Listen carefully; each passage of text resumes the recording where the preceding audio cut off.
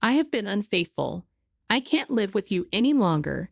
We need to separate, my wife Lily told me one day at dinner. It came out of nowhere, but it was typical for Lily to suddenly announce her decisions. Once Lily made up her mind, she never changed it. So even with big decisions that affected both of us, I didn't argue much. I never thought getting a divorce was okay. But at that time, I felt helpless. If Lily cheated or wanted a divorce, there was nothing I could do. This was because the company I worked for went bankrupt due to the economic crisis in the late 2000s. After losing my job, I desperately searched for a new one, not just for myself, but for us. For Lily's sake, I sent my resume to dozens of companies. However, I'd only managed to get interviews with 3 of them, and I didn't make it to the final stage with any of them. Despite having about 5 years of experience at a subsidiary of a major automotive manufacturer, it didn't seem to matter. I felt my spirit break. I remembered how lucky I felt when I got the job at my previous company. Receiving that job offer letter was the happiest moment of my life. My biggest challenge in job hunting was the interviews. I was already uncomfortable with public speaking, and many companies used group interviews, which made it even harder for me. The company where I was accepted had a group discussion as part of the selection process. At the table, there were students who took the lead in expressing their opinions, others who summarized everyone's ideas and presented new ones, and some who pointed out flaws in others' opinions. Everyone was desperate to impress the interviewers, just like me. But I was overwhelmed by the atmosphere and couldn't articulate even a tenth of what I had in mind. After the discussion ended, I felt deeply discouraged by my inability to contribute anything. I thought to myself, there's no way I would pass, not even by some stroke of luck. When I received the job offer letter, I was convinced it must be some kind of mistake. I checked the contents of the envelope, and Lily, who was beside me, rejoiced as if it were her own achievement. Believe in yourself. People who truly understand your worth will recognize it, Lily said, patting my back. Lily and I met in a university club since we both entered the Faculty of Law. Before the first lecture, Lily and a few others entered the classroom, and I was intrigued by Lily's lively presentation about the club. Shortly after we started our studies, a male friend and I peeked into the club room, and it was Lily who explained the club to us. The club, despite its formal-sounding name, the Legal Research Society, was a casual group where the main purpose was to foster connections through drinking parties and sports events. Lily played the role of a coordinator for new club members and efficiently carried out her responsibilities.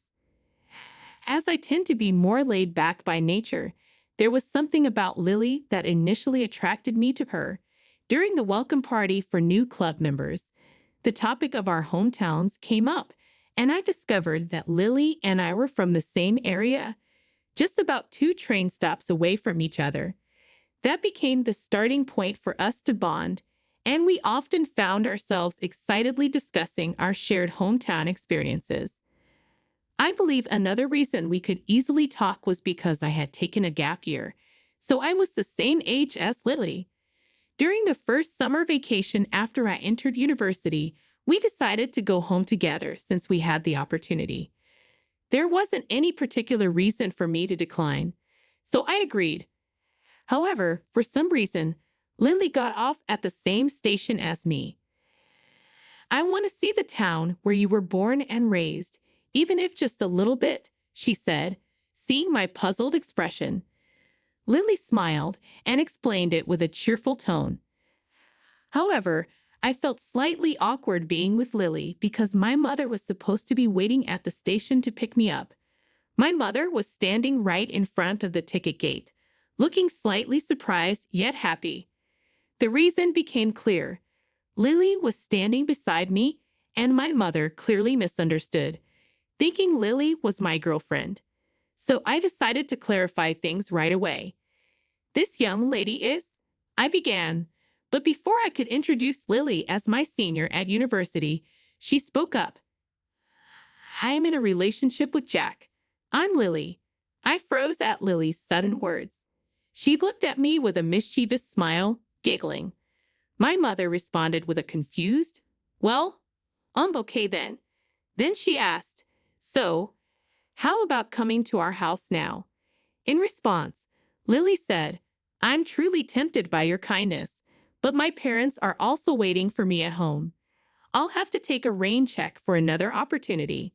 With those words, she passed through the ticket gate again and headed toward the platform.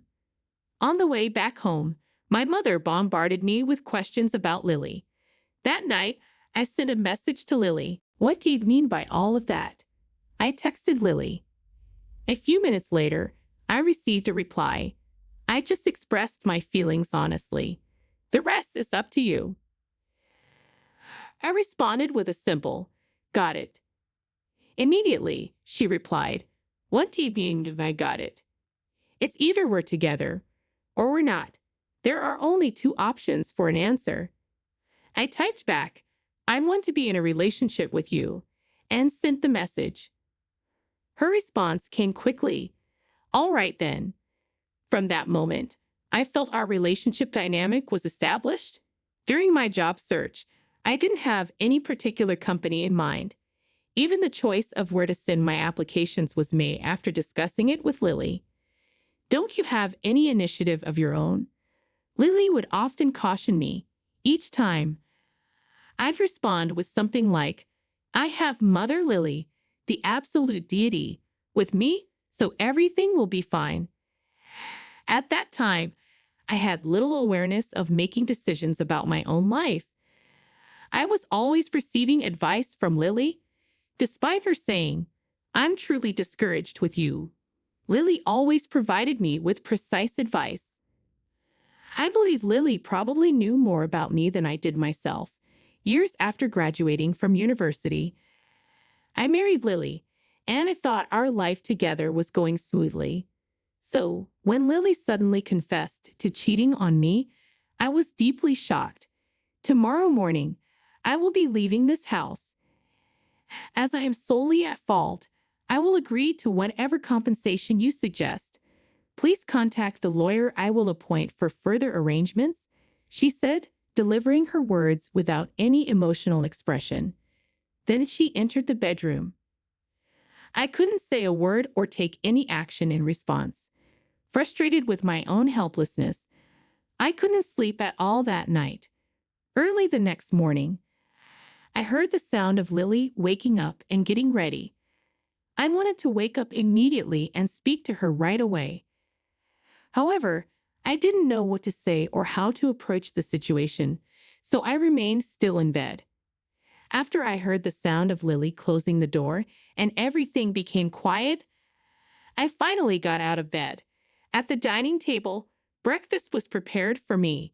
Next to it, there was a divorce document, the wedding ring, and the house key. And note with the words, "I'm sorry. Thank you so much for everything up until now," was also left behind. I collapsed in despair and cried out loud, sobbing. Tears overflowed from my eyes in such abundance that I couldn't believe I had so many within me. Eventually, I realized I had fallen asleep on the dining room floor. With no motivation to do anything, I stared at the ceiling, feeling lost. As I remained in a daze for a while, the image that emerged in my mind was Lily's smiling face. What's the point now?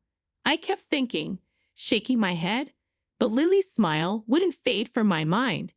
It was then that I realized once again how much I truly loved Lily, and I thought to myself, I should be a man that Lily can be proud of. Some might think I'm being too sensitive or that there's no need to stand by a cheating partner. However, regardless of what others may think, I still firmly believed and trusted that Lily was my greatest ally and understanding partner. Afterward, I worked tirelessly and wholeheartedly. I took on tasks that I was not naturally inclined towards, such as sales as a contract employee, and gained experience in more manual labor-oriented jobs. Due to the unfamiliar physical labor, there were times when I couldn't move the next day due to exhaustion.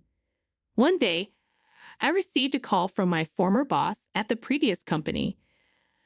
I have an acquaintance who is recruiting staff for a children's care facility. If you're still looking for work, would you be interested in giving it a try?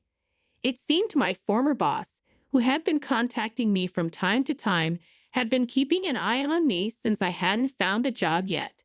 At that time, I had changed from my previous passive self and had become more proactive in facing various challenges. Through various jobs, I had developed a stronger mindset of let's challenge anything and everything. Please count me in. I readily accepted my former boss's offer without hesitation. At the children's care facility, there were various types of children: cheerful ones, quiet ones, restless ones, quick-tempered ones, easily injured ones, and many more. Many of those children had experienced things I couldn't even imagine despite their young age. Reflecting on my life, I realized how naive and indulgent I had been.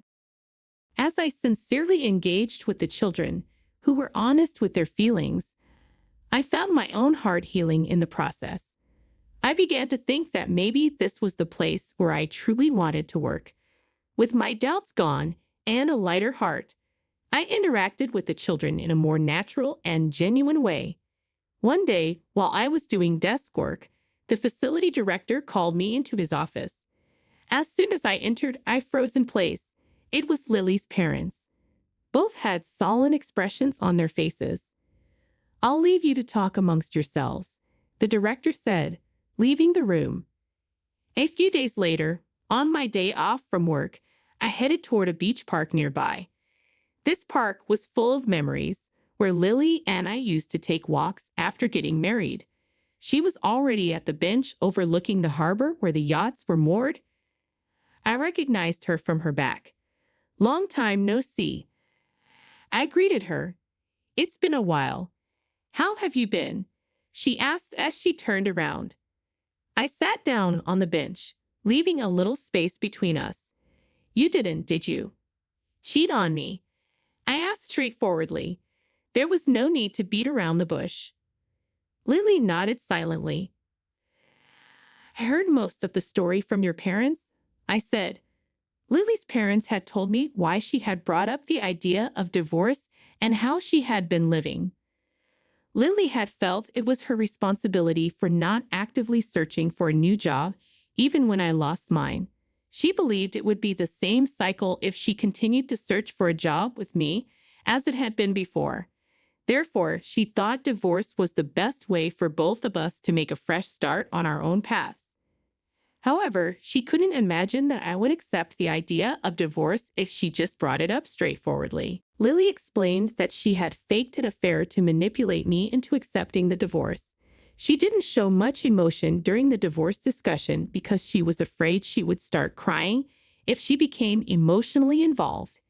After returning to her parents' home, Lily became so depressed that her parents grew concerned about her well-being.